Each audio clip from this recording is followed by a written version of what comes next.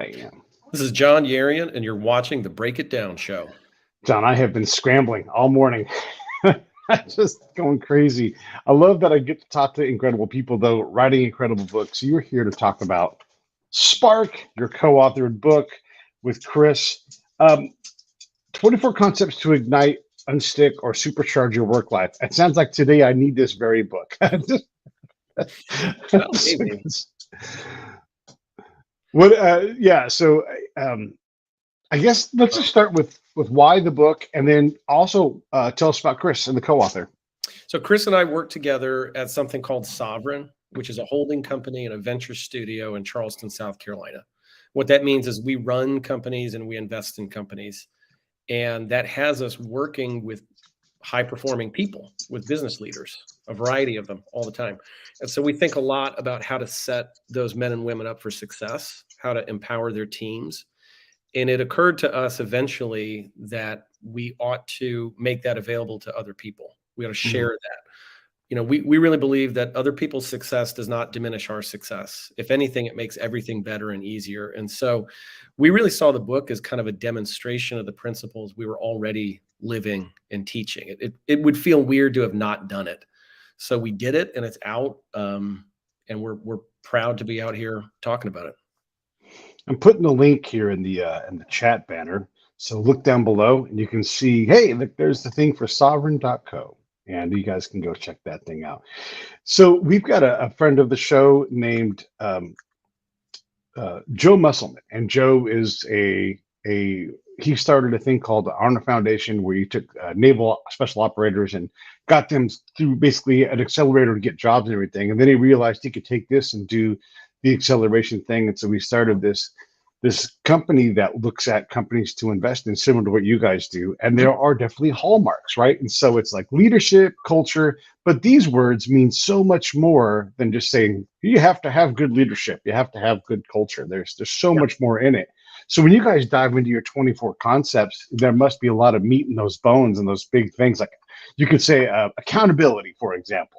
You know, but accountability is way more words. You need a chapter for the chapters, you know, that you have to talk about with accountability. Well, I think for us, it was really an exercise in just getting specific. You know, the book is full of words that we all think we already know. But the example we use is that, like, I know what a quiche is. I know what it looks like. I know what it tastes like. But if you put me in a kitchen, I could not make you one. I have no idea how to do it, because I need something more specific called a recipe and instructions to make a quiche. At the same time, I think I know what it is. And so this comes up a lot in these conversations where you use a word like leadership or accountability. Everybody's like, yeah, I know what that is. And what you find out is everybody has very different definitions.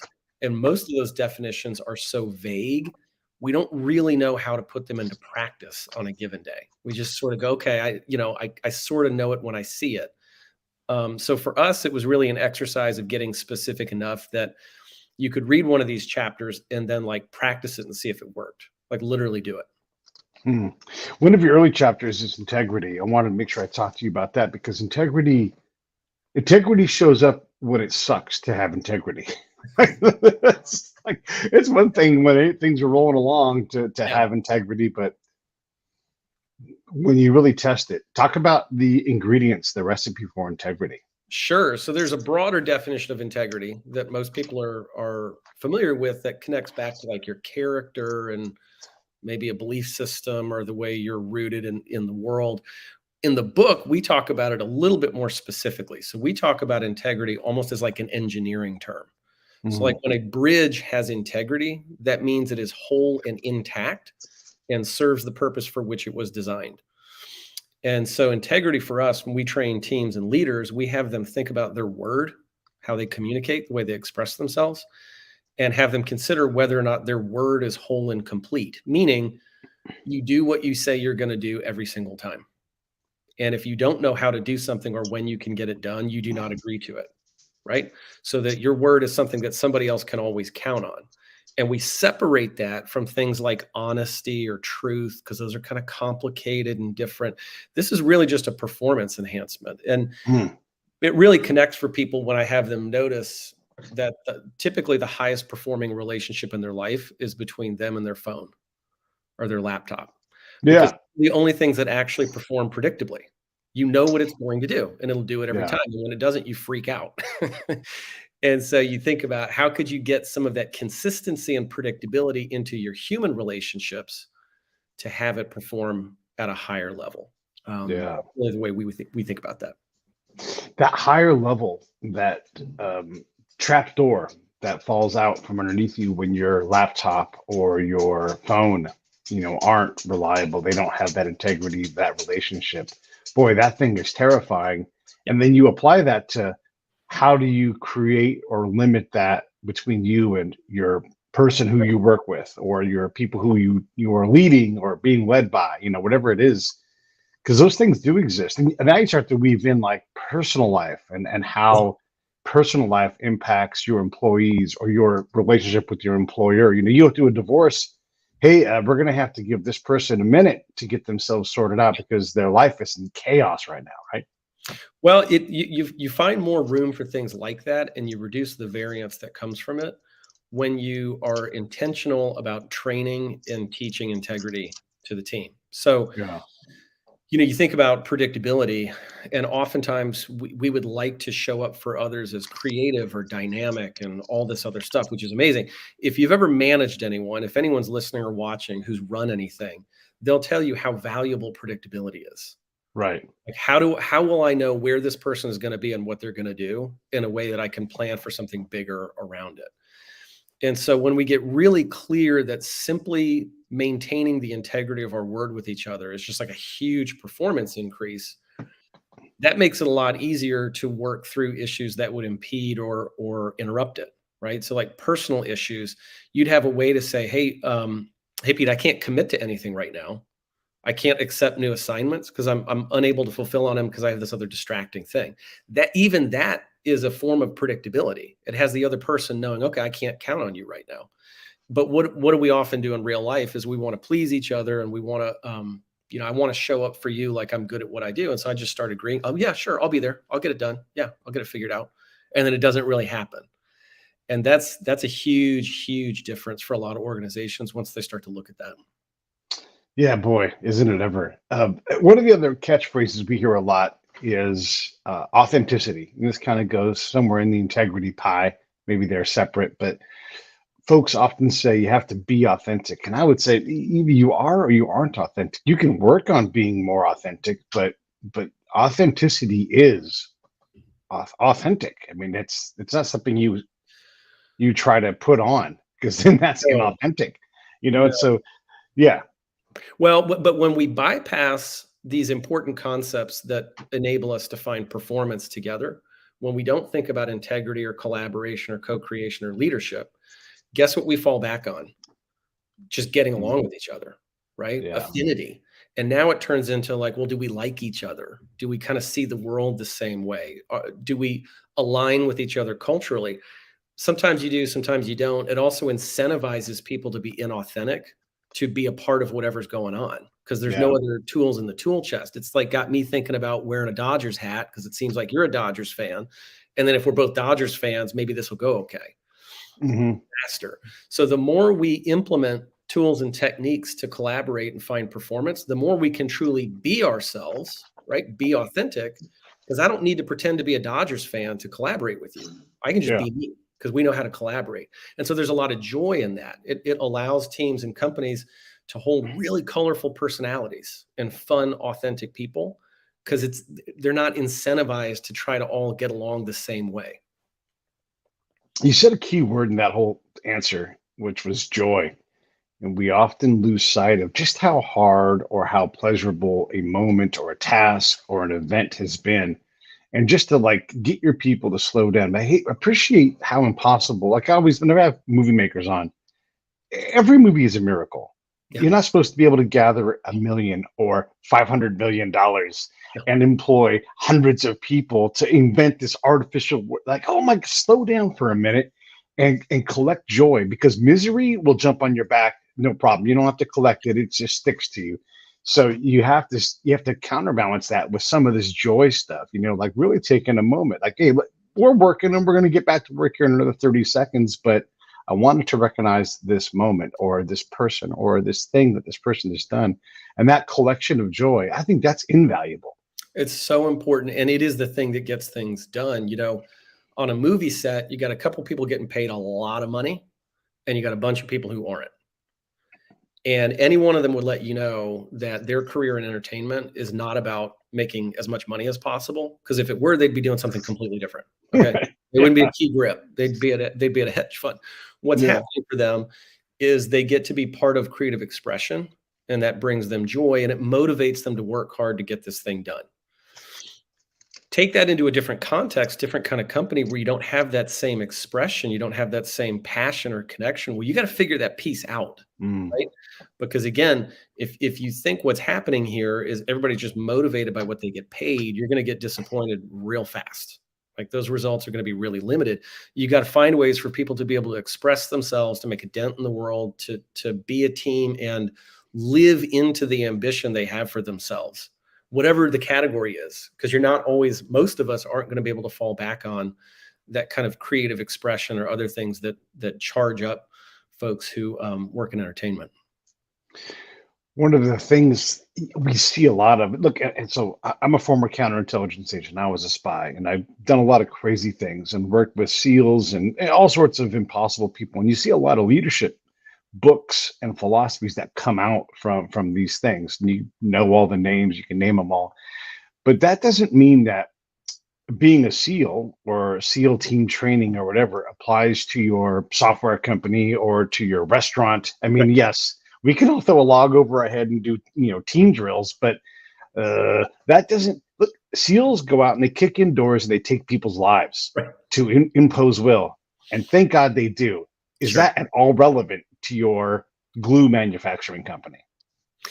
I think the challenge with a lot of that stuff is it's having people look at willing yourself to a certain point, right? You think about like a David Goggins and, some of these routines and breaking through. And I think there's some value in that for sure. I think we all have levels of performance we can get to through that kind of like active sheer willpower.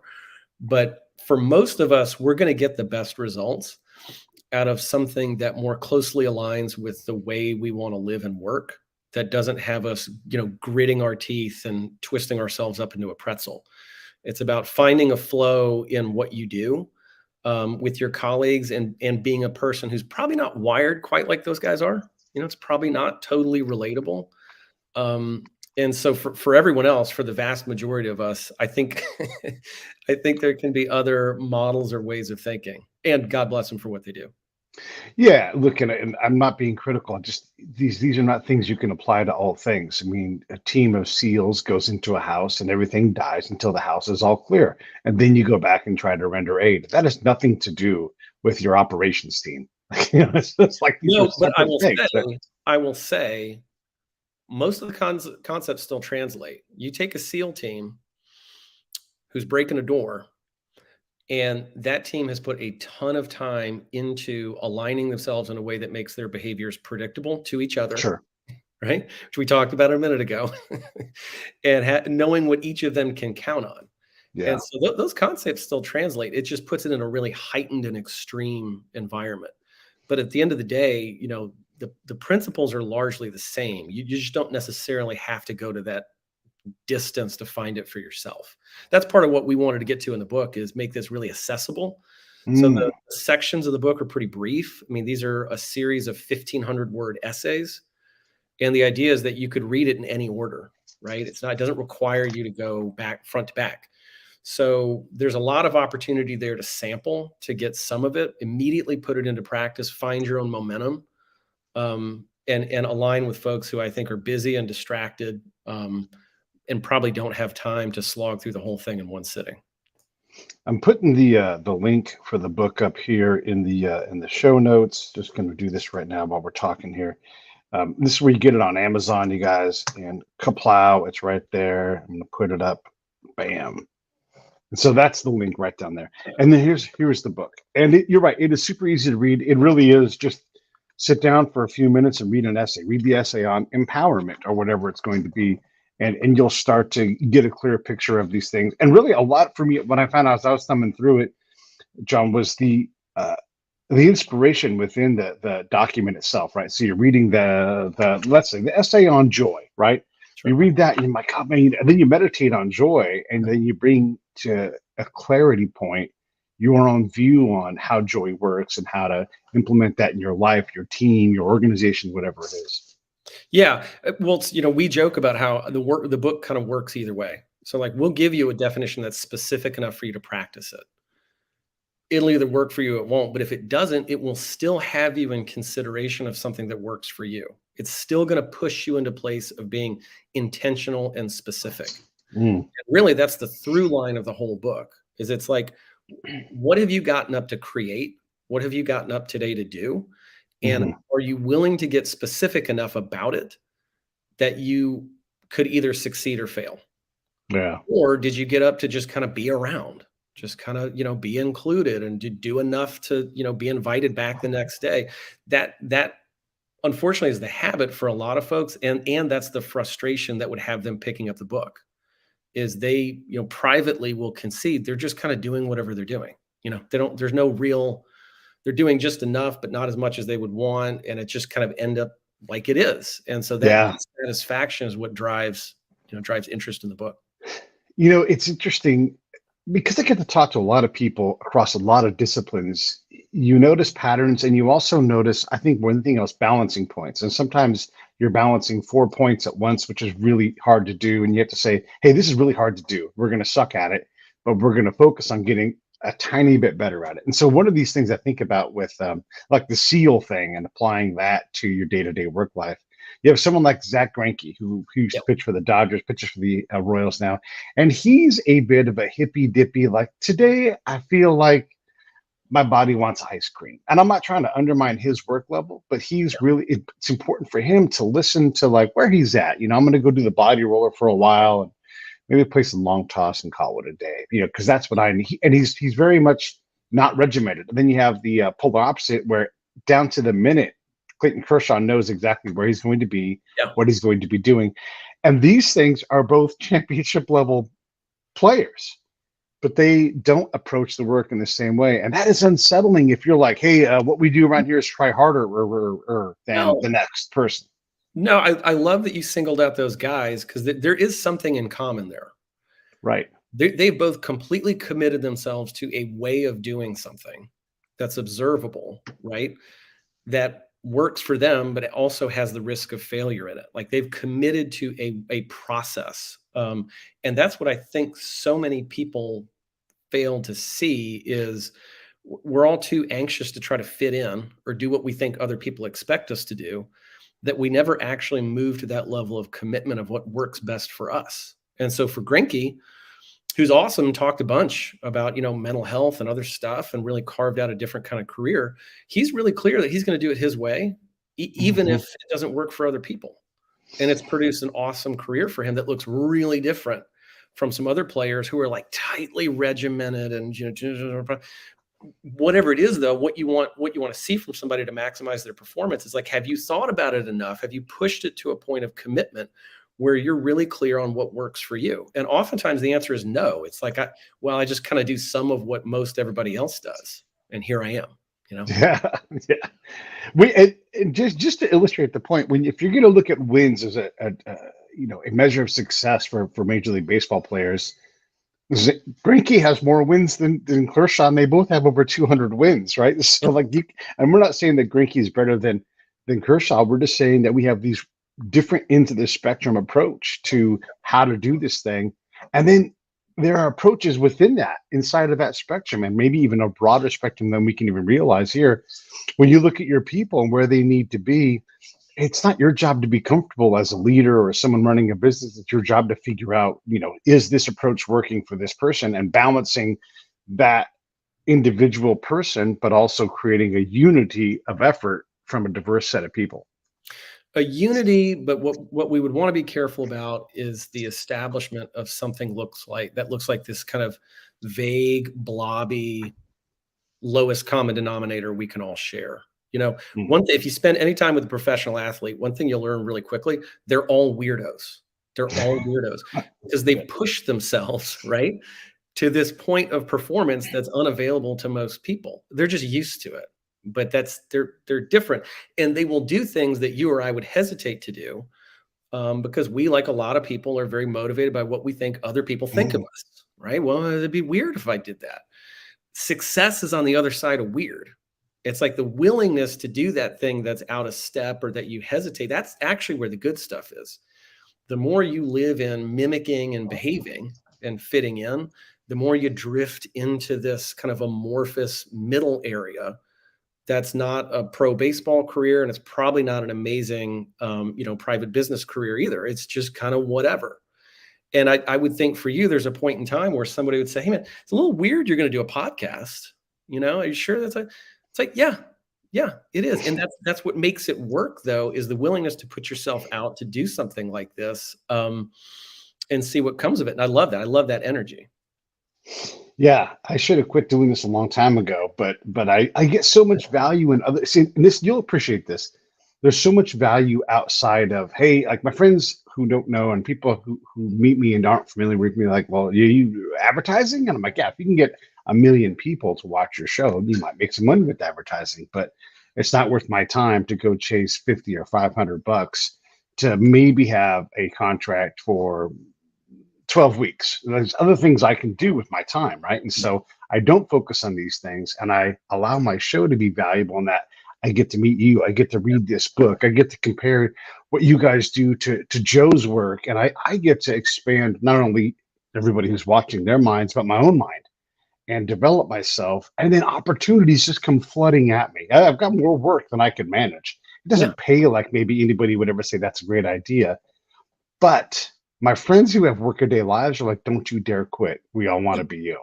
Yeah. Yeah. And the world has changed. We were talking before we went on air about book promotion. Yeah. We don't live in an era of big, huge, massive national attention shows, right? Right. You want 1.5 million listeners. There's like 4 podcasts that do that. Maybe. Right? What's happening, and I think it's really cool, but it's a bunch of really committed, interesting hosts with niche audiences that are rabid and loyal, having conversations that are more specific and interesting. So I love it. And I think it's just kind of the way the world works now.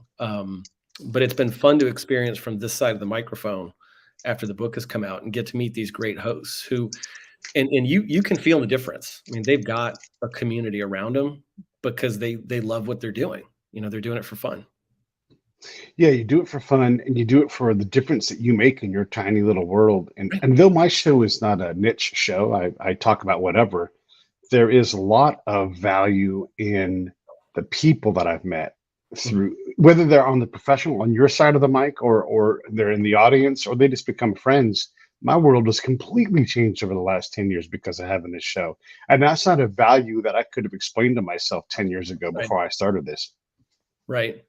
Yeah, what a fun journey, and what a great example for listeners. And they're probably thinking about something different. Not everybody wants to do a podcast, but what they can see is the benefits that come from organizing yourself, following through, creating something in the world, and being committed to it enough that things start to happen.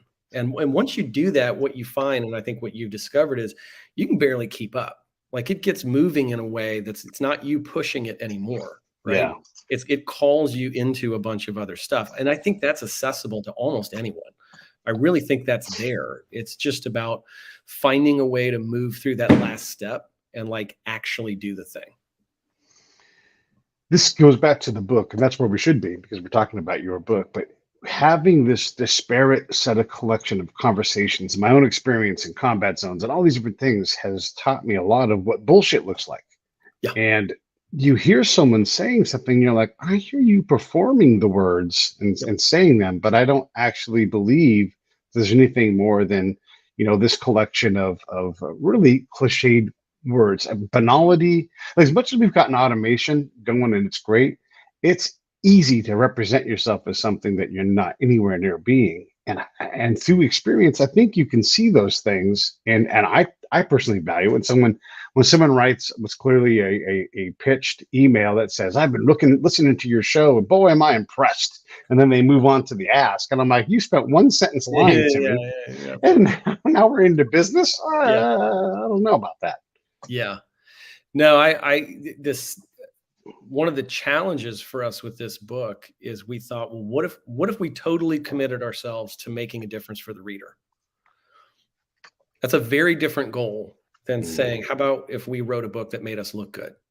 Yeah. Or that I was worried about whether or not people would think it sounded smart enough. Those are all different goals, and I can't have that many goals at once. I can only have one. So we says, well, what if the book was really just in service of the reader and didn't have an ounce of fat on it? So the book doesn't have anything to do with my life. It doesn't have anything to do with Chris's life. It doesn't reference our business or anything like that. It's just recipes and instructions. And the kind of nerve-wracking part is they either work or they don't. It's not a platitude, right? It's like literally like go out and do these 3 things and see what happens. But that's been some of the fun, is seeing folks take to the content, apply some of the principles, and then know we're not bullshitting, to your point. But the only way to get around that is to put your chips on the table and say, no, here's actually how to do it. It's not just a fun story about how I did it. It made me look good. So that's been both kind of nerve-wracking and also exciting through this process.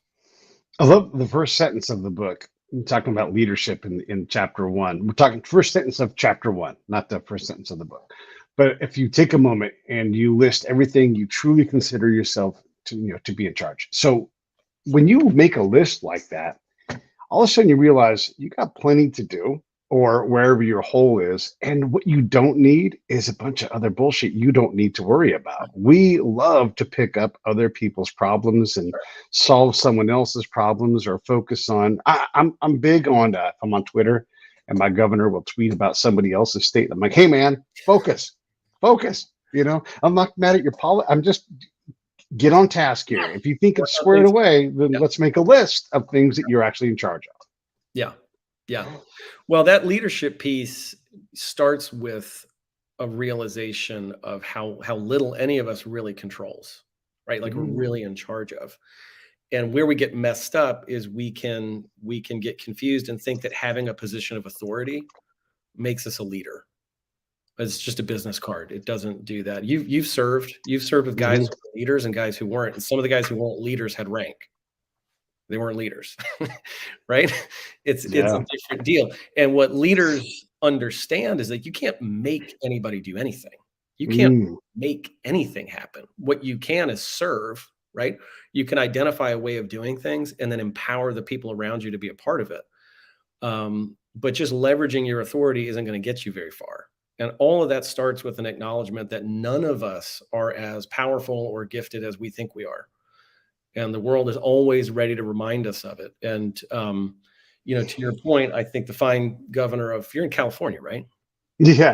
And I'm not mad at Gavin. Plenty to worry about in California. I was just going to say there's plenty to worry about.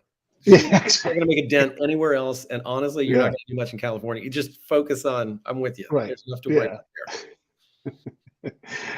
The other aspect, and I think sports is a good idea for this, but we could talk about the SEAL teams, that kind of thing as well. But you have a collection of alphas, and they have to sort themselves into what it is that they're going to do, because you can't all do the same thing.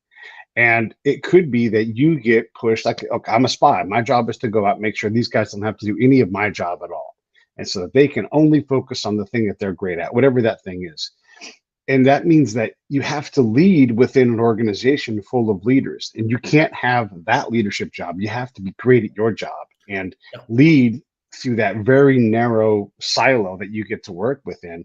But by doing that, you create an efficiency in that no one else is doing your job. You're not doing anybody else's job. If in an ideal situation, sometimes you have to pick up things because, hey, this is on the ground. It's got to get picked up. You pick it up and do it. Even though one of the things that I would do quite often, actually, is you'll find this you appreciate this, John, is I'll say, well, no one else is going to do this. It has to get done. I'm simply just going to do it. I'm going to do it. And then someone now is picking something. It's like literally sitting there on the ground, whether it's information or a piece of equipment, like now it's moved. It needed to be moved and now it's moved. Yeah. Yeah. For us, in that piece on leadership, we talk about how real leaders identify something outside themselves that they're committed to getting done. So you Right. take this in sports, it's win a game, and in the military, it's complete a mission. But the good leaders you've been with, what you've noticed about them is they're totally committed to the success of the mission. That's different than trying to reassert or get worried about whether or not you respect their authority, right? Those are two different things. And when a leader completely commits himself to getting the job done, it gets a whole lot easier to sort everybody else. Yeah. Even if they're a bunch of alphas. Because what you can get clear on is, what are we here to do today, guys? Are we here to fight each other, or do we want to survive and all make it home safe? They're not going to hear that if they see you with a mixed motivation or a different intention. If what you're all about is protecting your own authority, seeking advantage, whatever that is with the team, yeah, you're going to get a room of alphas and it's going to be a mess. But in the example you used, if you've got a guy who's just committed to getting the job done, and that includes, bending over to pick something up because nobody else would, really hard to play games with that. It gets much easier for folks to line up. But I think it all begins with establishing something outside yourself that you want to see happen in the world, right? That's not about you. Then you get access to being a leader and having other people with you on that journey. I want to take this and see if I can push us a little deeper into it then too. So let's forget about the person who's the founder or who's the vice president or senior vice president. And you're the person within the organization, startup or established company. And you realize like there's all this work to do to create a more efficient, to be more productive, to enable other people's performances. This is often very mundane stuff. Like I always say in the charity world, don't go invent a new charity. Go find one in your lane and just say, I will take all of your mail to the post office. I will run people to and from the airport, whatever it is, because these things free up a lot of resources. It's very expensive to go pick people up from the airport. Yeah. Well, you bring up an interesting point, though. A lot of the readers of the book and listeners of this podcast, one thing that they're going to retreat to pretty quickly is the idea that, well, I'm stuck in an organization where we don't have any real leaders. And, I'm kind of trapped. And there's this idea that leadership needs to be presented to them, or they need to have it organized. And it's like, no, you can be a leader right now. Right? You can be a leader inside of an organization with really crappy leadership. You definitely can. So your business is doing something. There's something you could do that would make a difference and move that business forward. And if you commit yourself to it and be a demonstration of that leadership, it's going to be catching. You've been with teams and groups where you figured out real quickly somebody knew what they were doing, and that by participating with them, your success was going to be greater. So this is what happens. So it's not about waiting around or looking to find a leader you can follow. It's kind of like, as I think you're pointing at, looking in the mirror and saying, well, what am I going to do? What am I actually going to do to just start being a leader right now? One of the big things I had to do is explain what I did, because I had, we alluded to this earlier, I'd become very specific with my thing that I did when I was deployed.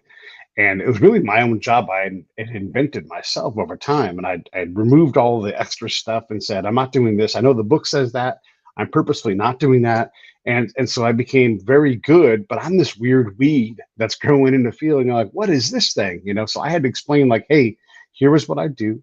Here's what the results looks like. Here's how much time it takes. And I could predict the future, not because I knew what I was going to do.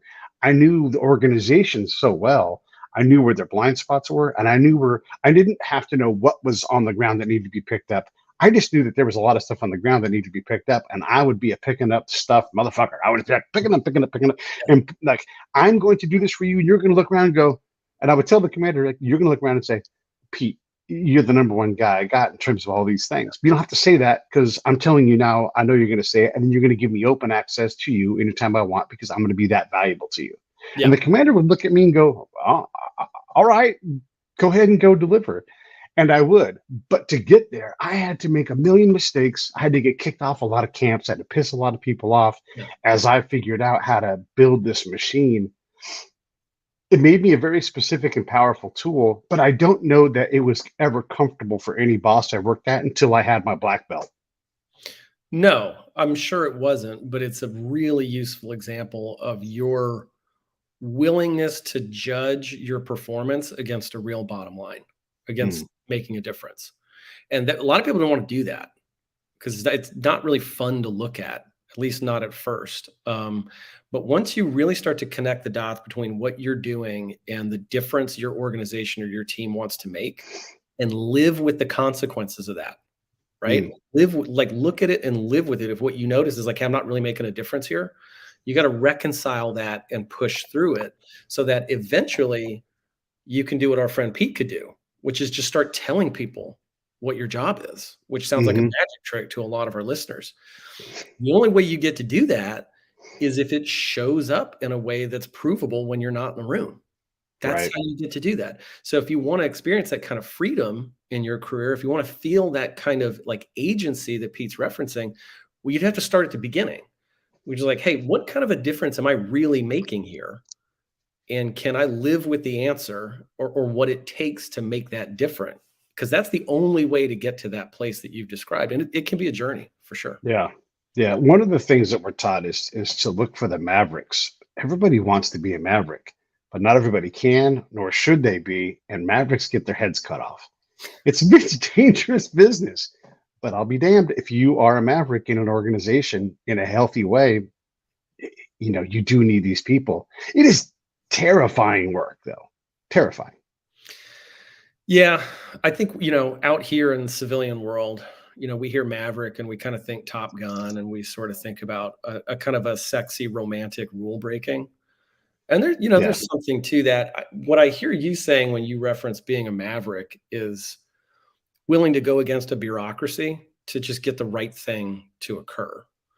And sometimes that's actually pretty lonely and not very sexy work. That's not necessarily movie star stuff. That's the will to go against the grain, but again, in order to achieve an objective, not to just stand out or attract attention to yourself. I think that's where we get confused. People get interested in the idea of being a maverick because it seems like a good way to get looked at, which is true up to a point. But if it's not making a difference, you're going to get looked at and then get let go of in a pretty short sequence. Yeah. And being a maverick in this case is not always the thing to do in that case. Right. And so you might have to switch into, this is my job. This is what I'm going to do, staying in my lane, because me doing this right now, it's the role player guy, right? So the maverick might be a maverick on this team, but on this project, you're a role player because there's already 10 mavericks there and you already got too many as it is. Yeah. So you really got to be able to switch, right? Yeah. Yeah. Well, you think about Grinke, it's like, it's okay for him to eat ice cream or do whatever he's doing because he wins. Right. That's why it's okay. Yeah. So when you're willing to have your performance be judged in that way, which is really nerve-wracking and scary, and you show up and meet the standard, you've earned the leeway. Like you can do it different, but you don't get the one without the other. You got to win a bunch of games to have a weirdo fitness routine. Yeah, it's great. So having a lot of conversation with business people, and you guys have a chapter here on scalability. One of the things right now I'm starting a business. It's not fully launched, but we've started production on things. And so I'm doing biographical interviews for people who would never otherwise have them. Maybe it's a family member, maybe it's a CEO of a smaller mid-sized business, whatever. And one of the questions I get asked is, how are you going to scale that? I don't know that I want to scale it, quite honestly. I enjoy the process of doing the interview, and that's what I really want to do. And if I chose scalability, yes, maybe I would have this large business, but I'm not getting into this business to run a large business. I'm getting into this because I think there's value in having these incredible stories and sharing them. Yeah. So when you look at scalability, I don't know that that's appealing to me. Maybe it's the right thing. Maybe it's the capitalist move, but I don't know that that's the move for me. But I could be wrong. I'm willing to listen. I don't have anything around right or wrong. I think there's a different way to think about that question. So what's come up for you is your personal interest in doing the interview, and you're very, very good at it. So the other thing that represents is quality control. Whenever you do it, it'll get done right. And these are impediments to scalability. And so if that satisfies your ambition in that arena, that's great. And I have no complaint.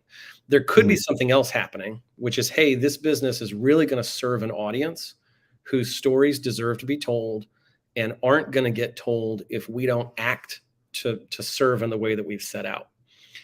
If that got big enough or started to compel you, you'd have to scale Mm. because right now you're the rate limiting factor. You can't Right. get places. That's not wrong. That's not bad. It's just physics, right? Hmm. And so whenever we get into something that's worth the effort of doing, we really have to consider what's the primary motivation here? Why have we organized ourselves around this? And what you'll find in some cases is that imperative is big enough that you go, okay, I actually have to scale. I have to meet the mission because I'm more committed to serving the need than I am to doing it in the way that I enjoy most, which is not to say you should, but that's sort of the way I would think about it. And then you have to do a whole bunch of other stuff. So maybe don't scale.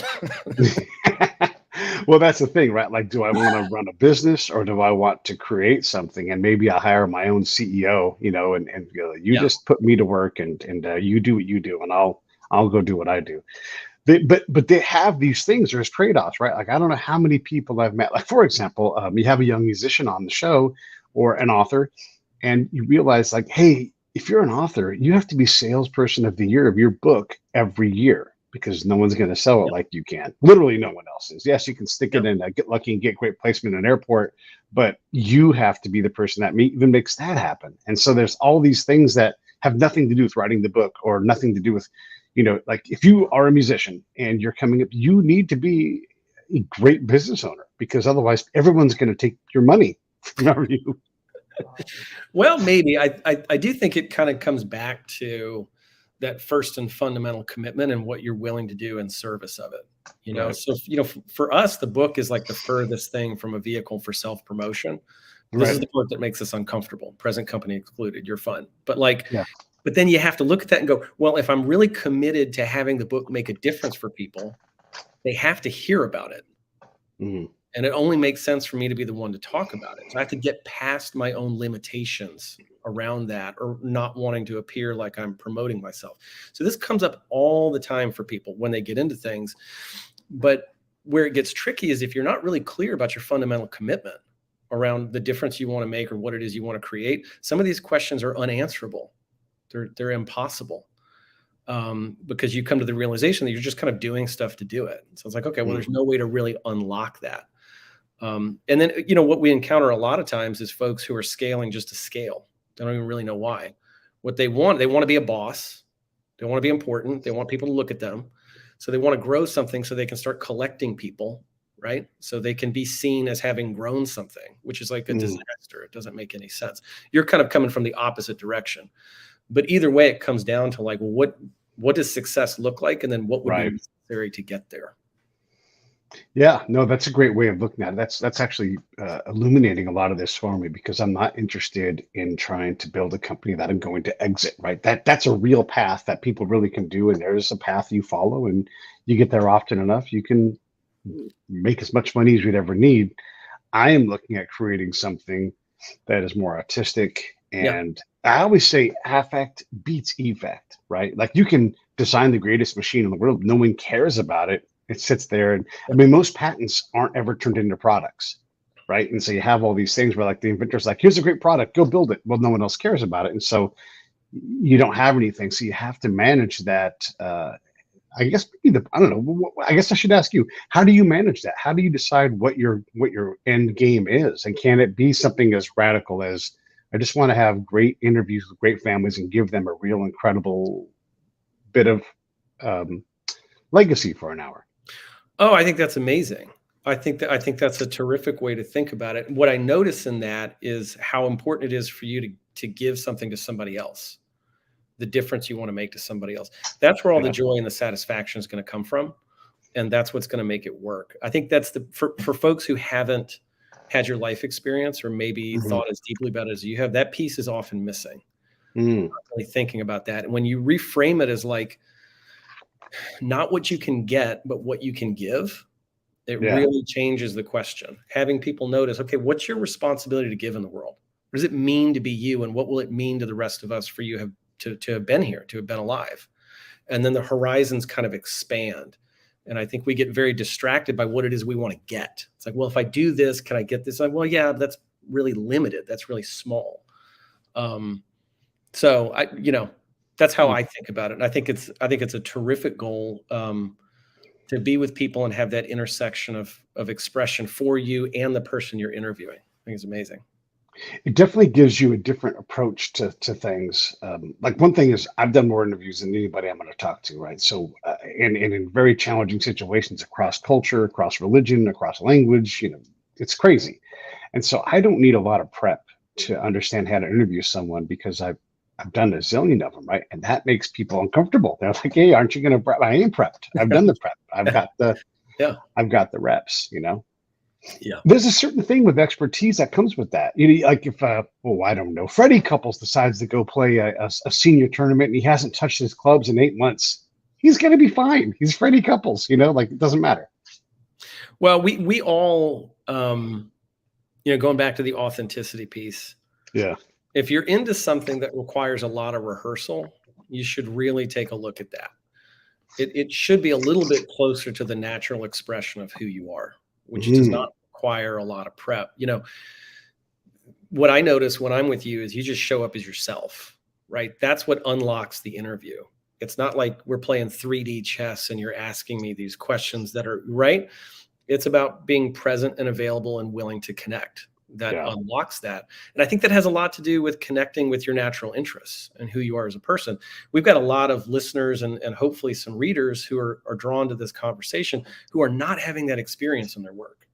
They do not feel like themselves or like they can show up the way you do, just ready to go, because it's connected to how they see the world. That more than anything is what we want to impact with this book, is have people to get in motion, to have some sense of the satisfaction, the agency you have in what is, it's your work, but it's also something you enjoy. It's like vocation. It's not just a job. We love the idea of helping more people get to that space. You can get to that space by buying Spark. Let me get this thing in focus here. And you know what I always say? This is what I say around here, John. I say, buy two and buddy read it with someone. Buy two. Link is down below. You guys can do that for sure. And look, you can hear what I love about the exercise that you and hey, I'm gonna put the book up one more time so you guys can see it right there.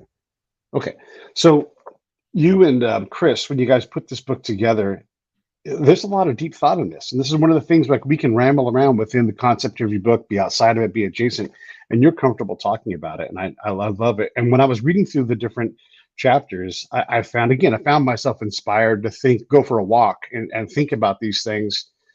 And as I've gotten older, things like this, they're helpful to me to just allow myself the time to process something. I'm reading the same books over and over again in different formats because there's so much that doesn't stick. Maybe it's because I'm older, but there's just so much richness in this book. And even now, as you're saying this, I'm like, gosh, I got to go through it again. So I wanted to see that. And the next concept I wanted to bring up with you, and this is not in the book, but the book is about this stuff, is we often talk about diversity as being a bonus. It's this great thing you strive for. But diversity comes at the expense of unity. And unity, can be sometimes overbearing. Diversity can be, oh my gosh, we got cats everywhere and we can't corral these things. And so as someone who's trying to capture their work life, you have to know when you're herding cats or you have too much dominance in your life. So kind of talk about how does someone find the trade-offs and the balance points between diversity and unity? Well, I think if you get clear about what you're doing, what you've set out to create. So let's say it's a software company, and you get clear about ways of collaborating and being productive together, and you get intentional about that space that you share, right, inside something called Grow This Software Company, you're going to find that desire for homogeneity to come way down. Because what's going to show up is you actually just want the best full stack developer. You don't care what she looks like. Right. And what's going to come out of that mindset is something that looks more like a meritocracy. Like people get rewarded for what they create or the difference they make, not because they're friends with John or Pete or look a certain way. So I notice in both directions, I'll add, a lot of anxiety about diversity come from areas where we don't have a lot of framework to work together. So we're just kind of counting on us seeing the world the same way to get by. And we feel very threatened by things that might look different. When the truth of the matter is, Some of the most successful stuff I've been a part of, I did with people who saw the world completely differently than I did. What we agreed on was a way of working together because we all wanted the outcome bad enough to commit ourselves to it. And I'm sure you've had experiences throughout your fascinating, exciting career where you probably went through some pretty intense stuff with people who see the world pretty differently, but in that moment, because they had your back, you were fine with it. So, it didn't matter to me. There's a lot of surrendering that person's technique to the overall outcome. Like if I always say, there's 100 ways to get things right, 100 ways to get things wrong, and they're the same things. Yeah. You just kind of go, let's put this pile together and let's push it forward and see where we get there. And even if it's ugly when you got there, that is a way to do it. I mean, and it isn't your way, but you don't get to have your way unless you're that kind of a specific, But your way doesn't matter. Your way doesn't matter. Right, exactly. What you're committed to is the outcome. Yeah. The only way your way would matter is if it showed itself to be the right way, and we're going to test it. But that's the key for all of this is you got to get yourself out of the way, right? Mm-hmm. You got to do what's necessary to be committed to the goal, and then you'll see where you fit in it, and then you might get there. But if you start out with the idea that you have to be in charge of it, or if it's all about you, it's not going to get real far. Yeah, I love it. I wanted to. It's so great, man. I really am enjoying the whole conversation. When people say work-life balance, what they're saying is I work too hard. Because if you've got a balance, you're not talking about it. If you're defaulting to life, like, no, I got to get a little serious here. But work-life balance it's a tough paradigm because most of the time the company pays you to do a certain thing. And when you get to a certain level, what they're paying you is to not do the things that you really want to do. Like, hey, I'd really rather be with my kid. That's so valuable to me. You're going to have to give me whatever, $250,000 to not raise my kid, to have stress from you at night when I go to bed, to worry about the damn client in Singapore, and that's what you're paying for, not the ability to do the job. Because if that was it, like you just pay less money for someone who would just do the job, but you're going to ruin their life in the process. Yeah, to me, that all comes from a transactional mindset. I'm going to give away my time and you're going to give me money. And so what we're constantly engaged in is some negotiation to see who can exploit the other the most. Like, can I leave at 4:59 p.m.? Can you give me $250,010? Right. And it never adds up. The thing about work-life balance is it always seems to be out of balance. Like nobody ever walks up to you and says, that's perfectly balanced. Breaking out of that transactional mindset to really consider the way you add value and then to be with people around unlocking that value, you'll never bring the phrase up again. It doesn't occur in the same way that you leave other things in your past. It just requires us to do what we were talking about a minute ago. It's like you'd have to really get clear about your impact and be accountable for it and then stand by it, right? And if it's sufficient, if it's making a real difference, you're not going to have to worry about that stuff. You can leave the office at 4. If you're indispensable, it's not going to matter. And if you're not making a real impact, you better work the weekend. I don't know. Yeah. And thinking you're indispensable versus being indispensable. This is really hard to be indispensable in a corporation. They will toss your ass like, here's your cardboard box, here's your brief, here's a package, out the door with it. And you'd be like, you'll never survive. Safeway or whatever major. They'll be fine. They'll be fine. They'll be fine. How does one become indispensable? Like, how do you know if you are indispensable as opposed to replaceable? Well, ironically, I think it would start out with a really different mindset. I would never want to be a part of a team in a way that hoarded dependency on me. That's leverage. That's about making myself safe. So I would never come to that like I needed to be indispensable. What I would want to do is be a part of a team and set it up as best I knew how for the success that we committed ourselves to, and not be a part of any of those games. What happens over time, and you've seen this in your career, is when you get really committed to making a difference and you get past a lot of the hangups, people want to work with you. You're going to have a hard time getting out of the building because success is going to follow you around and people are going to see that. And while I don't think anybody's truly indispensable, you can make yourself a whole lot more popular, a whole lot more in demand if people see you as someone who's really committed to success and that they are more successful when they work with you. Yeah, boy, more successful when they work with you. That is part of being invaluable to something, right? Like you Yeah. can't just, getting the job done and being more pleasant is already better. It makes me Yeah. smile when I think about the examples of someone who's just salty and surly, and you look at them and you're like, if you could just smile a little bit, all this stuff that sucks would Yeah. suck a little less. Yeah, for sure. One of the roles I often played in a patrol was because I'd been on so many patrols, I would clue the young guy in. Come over and like if he's carrying the water bag, there's a 5-gallon water bag on any patrol through a desert. And so you come over and I've already emptied my canteen and I would take some out because it helps them out. And when they're saying things like, "Oh my God, it's so hot," out loud, I always walk over. Uncle Pete walks over and goes, "Hey man, we all know it's hot. You don't say that. It makes it worse.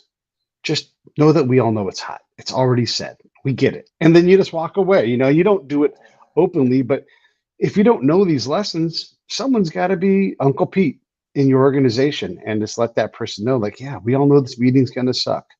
Just, Well, you know, complaining is just preparation for failure. no. So so all that is it's already establishing the reasons whereby when we don't get there, we already know it's because it was too hot. Yeah. Right? We already said that earlier. It's not because I didn't try hard enough or didn't do it right. We've done all the complaining. So now everybody already knows exactly how, when we fail, it'll be okay. And that's the real danger in it. So that's the brain at work predicting an outcome and say, okay, let's go ahead and start making sense out of this because we know we're not going to make it. And once that seeps in, it really does make everything harder. Like you can feel the failure start to come up. It's like, oh boy, here it is. Yeah. Whether it's carrying water in a desert or some boring project in some department of your company, it's just laying brick for a future monument to failure. It's funny because my less articulate way of saying that, maybe more folksy, but less articulate is to say, don't you love how much it sucks right now? Like when we get this done, we're going to be able to be like, it sucks so bad.